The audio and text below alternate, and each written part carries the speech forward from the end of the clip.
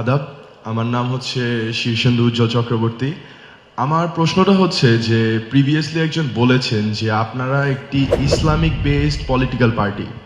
তো আপনাদের পার্সপেক্টিভে আমি জানতে চাচ্ছি যে বাংলাদেশের ধর্মীয় সংখ্যালঘু যে জনগণ রয়েছে, যাদেরকে আমরা মাইনরিটি বলি, তাদের নিরাপত্তা এবং তাদের সমান অধিকার প্রতিষ্ঠা এবং নিশ্চিত করায় আপনাদের পয়েন্ট অফ ভিউটা কি, এবং ভবিষ্যতে ইন ফিউচার যদি জামাতে ইসলাম দল একটি সরকারি দল গঠন করে, তবে নাগরিক বৈষম্য দূর করতে এবং ধর্মীয় স্বাধীনতার সাংবিধানিক সুরক্ষাটা বজায় রাখতে আপনাদের স্পষ্ট এবং প্রয়োগযোগ্য নীতিমালাগুলো কি হবে? Thank you.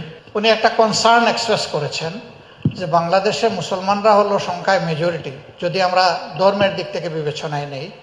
এখানে আরও অন্যান্য ধর্মের লোকেরা আছে যাদেরকে উনি বলেছেন যে বলা হয় মাইনরিটি।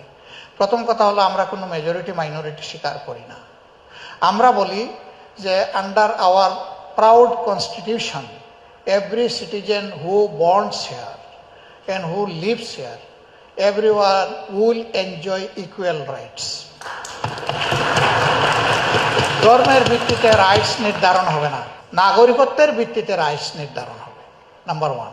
নাম্বার টু হচ্ছে, এই মেজরিটি মাইনরিটিটা আসছে কোত্থেকে? এটা কিন্তু উন্নত বিশ্বে নাই। এই টার্মটা অ্যাপ্লাই করা হয় those who were colonial states. সাম্রাজ্যবাদের অধীনে যে দেশগুলা ছিল, যেগুলাকে কলোনি রাষ্ট্র বলা হয়, we are one of them. এই ধরনের দেশে এগুলাকে জিয়ে রাখা হয়েছে। এইভাবে ধর্মে, বর্ণে, ভাষায় যদি মানুষের মধ্যে ফ্রিকশন এবং মুখামুখি থাকে, তাইলে আমরা কিভাবে একটা ঐক্যবদ্ধ জাতি করব? আমরা এই জায়গাটাকে সমতলে নিয়ে আসতে চাই, এই চিহ্নটা আমরা মিটাই ফেলতে চাই। এখানে পজিশনটা হতে হবে সেফ, সিকিউরড অ্যান্ড ইকুয়াল। আমরা এটা অ্যাসার্ট করি।